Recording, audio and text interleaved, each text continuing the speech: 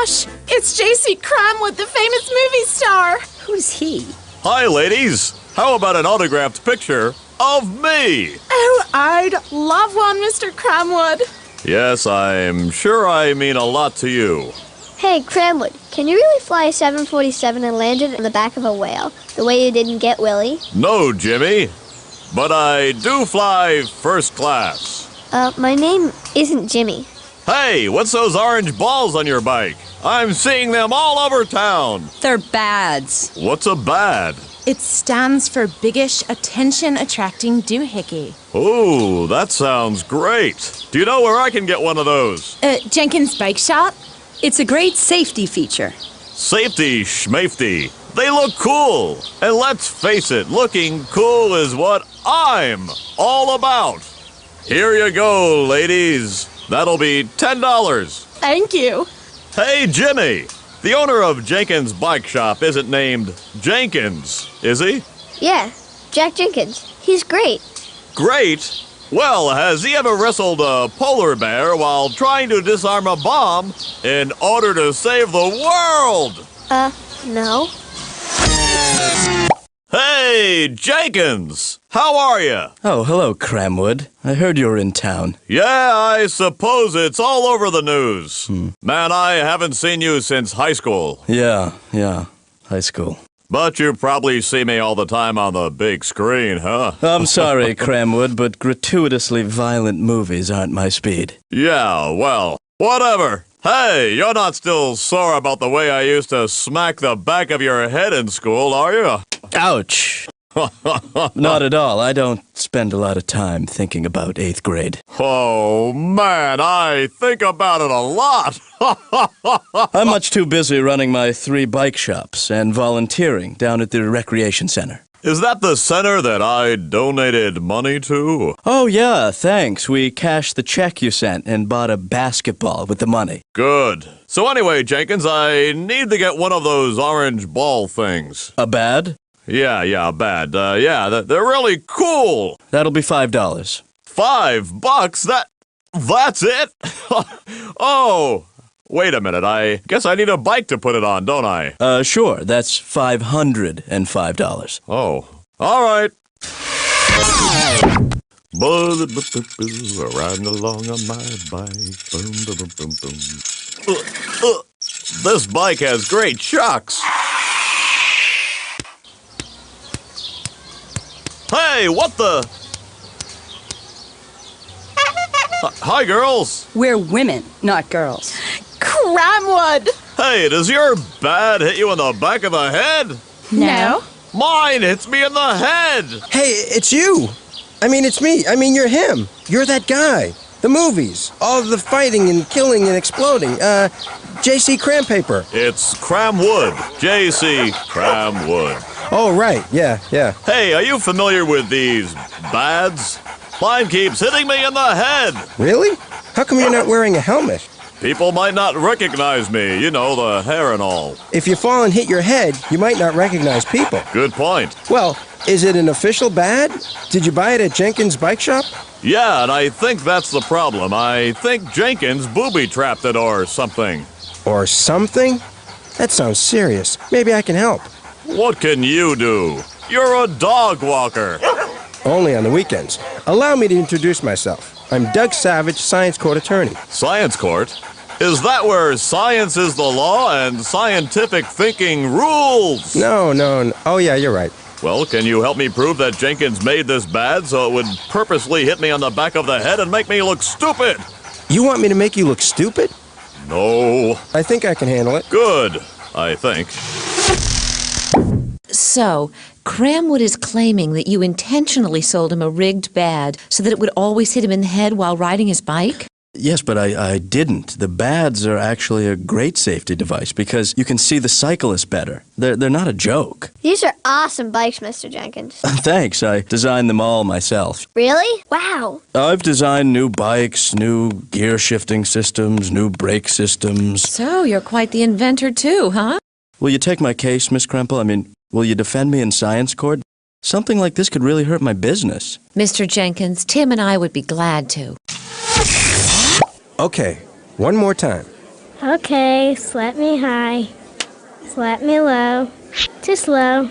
Okay, do it again. My arm's getting sore. Good morning and welcome to Science Court. I'm Jen Betters reporting, and today the whole courtroom is abuzz. There's bees? No, there's excitement. Today in Science Court is Mr. J.C. Cramwood, the movie star. Mr. Cramwood, can I have your autograph? Oh, sure. Do you have a pen? No. Oh, wait a minute, I don't need one. Just say your name and I'll type it in. All right. I know we have a pretty famous person here today, but that will have no effect on the jury's decision. Thank you, Your Honor. Who are you? I'm Cramwood, the movie star. Oh, so we have the famous inventor and bike shop owner Jack Jenkins and an actor, Cranston. Help me out here. Cramwood. Cramwood. Well, in that case, action. Mr. Savage, let's hear your opening statement. Thank you, Your Honor. I intend to show that Jack Jenkins purposely booby-trapped the bad on my client's bicycle so he would get whacked in the head whenever he rides his bike. This causes tremendous emotional stress because people who once saw Mr. Cramwood as a hero now see him as nothing more than a bumbling old fool. Wow, for a dog walker, you're pretty good. Thanks. And Ms. Krempel? Yes, thank you. We will show that Jack Jenkins did not booby-trap the bad and that there's a reasonable explanation for its erratic behavior. Sounds good. Savage, call your first witness. I don't have to call him, Your Honor. He's right there. I mean, call him to the stand. Oh, right. I call Jack Jenkins to the stand.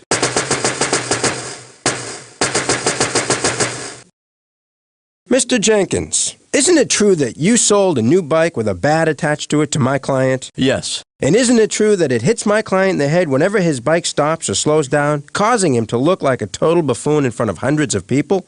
Yes, but that's because of inertia. The bad is simply behaving according to the laws of motion. No more questions, Your Honor. And since I have no more witnesses and I have no idea what Mr. Jenkins just said, I rest my case. Wow. At least you're honest. Okay, Ms. Krempel. I call motion expert Julie Bean to the stand. Lotion expert? Oh, motion. Julie, will you please tell us why the bad on the back of a bike continues to move when the bike slows down or stops? Sure, it all has to do with Sir Isaac Newton's first law of motion. Could you tell us about that? It states that an object at rest wants to stay at rest, and an object in motion wants to stay in motion. Objection. Irrelevant. It is not irrelevant. Is two. Is not. Is two. Is not. Is three. Cut! Okay, people, let's take 5 and calm down before this gets out of hand. When we come back, we'll see if Newton's first law of motion applies. Everyone remembers Newton, I hope? Wow, things are really starting to move now. Julie Bean has just taken the stand and explained Newton's first law to the courtroom. Does Newton's law apply to the bad? What do you think, courtside commentators? Mr. Savage, I'm going to overrule your objection. The laws of motion have everything to do with the bad. Okay, take 2. Go ahead, Miss Krempel. Well, wait a minute, Your Honor. I don't understand all this object at rest and object in motion and go ahead, Miss Krempel stuff. You may know it as inertia. In what? He doesn't know it. Inertia. It's the property of matter by which it keeps its rest or speed. Okay, let's start with an object at rest. Have you ever seen somebody pull a tablecloth out from under a set of dishes and the dishes didn't move? I've never been able to do it. And I've broken a lot of very expensive dishes in some very expensive restaurants trying. Well, the plates have to be heavy, and the tablecloth has to be pretty smooth, and you have to pull it really fast, but it can be done.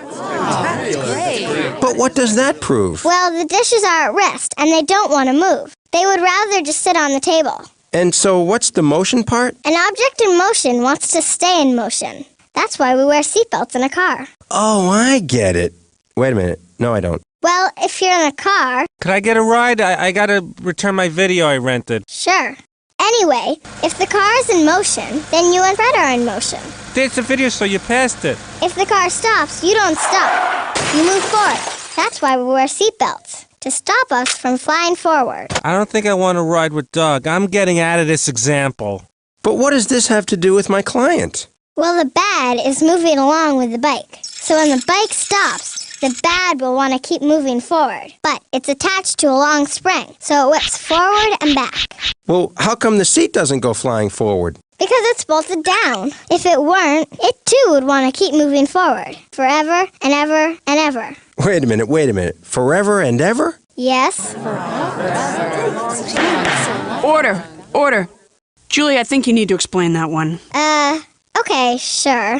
Let's say you're an astronaut in outer space on a spacewalk. Oh, can I be in this example? Okay, so you're in space holding a toothbrush. A toothbrush? Yeah, Is it mine or did I find it in space? it's yours. You took it for this experiment. Okay. Now, as an astronaut in space, you're attached to the spacecraft by a strong cord. But if you let go of the toothbrush, do you know what would happen? It would just stay there. That's right, because an object at rest wants to stay at rest. And what would happen if you gave it a little push? It would start moving and just keep on going forever and ever and ever. You mean until it slowed down, right? No, I mean it would just keep going for like 1 trillion miles and more. That's a good toothbrush. I should have kept it. Whoa! Forever and ever? That's a long time. Why would a toothbrush in outer space keep moving forever? Let's hear what our courtside commentators think about this. You see, there's nothing in outer space to slow it down. There's no air, no resistance, no friction. What do you mean? Friction comes from things rubbing against each other, like the skateboard. The reason it slows down and stops is because the wheels are rubbing against the floor, creating friction. Even the air in here slows the skateboard down. Your Honor, remember earlier when I said I was all done and I didn't need to call any more witnesses and I told everybody that arrested my case? Yes? Can I change my mind and call Mr. Jenkins again, please? All right, Mr. Savage. Go ahead. So you thought you could get away with it, didn't you? Huh? Isn't it true, Jenkins, that you and Cramwood grew up together? What? Yes, that's true. And isn't it true he used to pick on you all the time in school? Objection. Overruled. Please answer the question, Mr. Jenkins. Well, yes, that's true, too. Why didn't he tell us? I guess because we didn't ask. And that bothered you, didn't it, Jenkins? Yeah, of course it did. Bothered you so much that you've been planning for the past 8 years to get back at J.C. Cramwood? No, that's not true. And when he came into your bike shop to buy a bike and asked you to put a bat on it, you saw your opportunity and you took it, didn't you?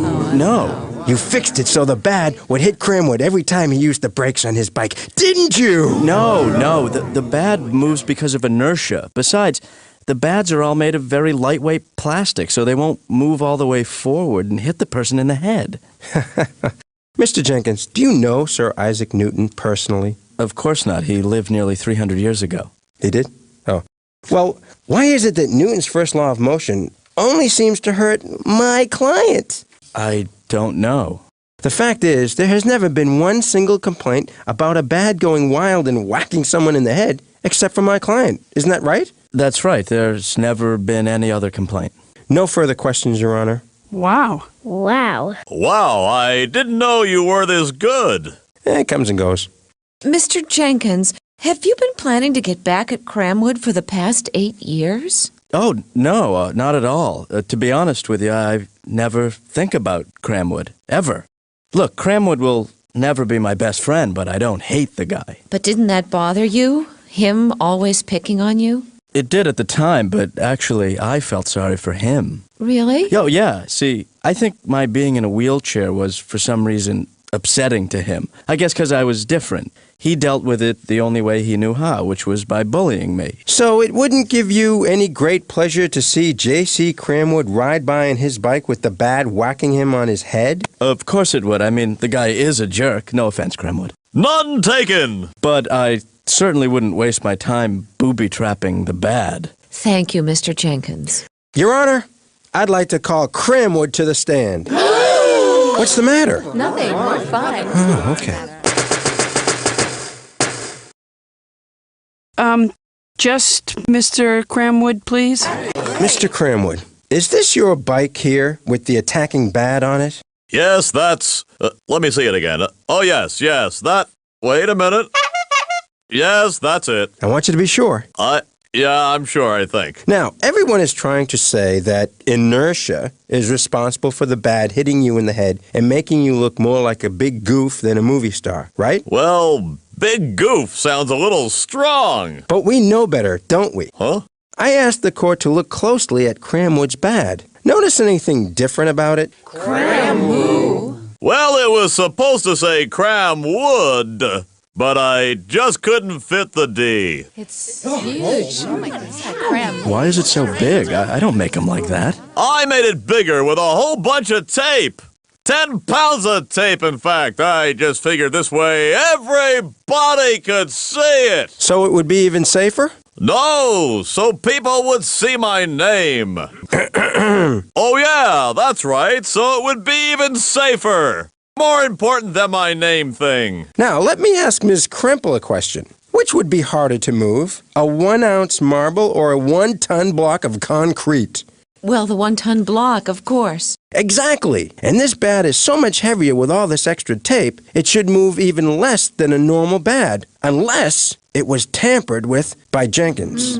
I rest my case. You already rested your case. Well, then I wake my case up. Your Honor, I call Professor Parsons to the stand. Hello, everybody.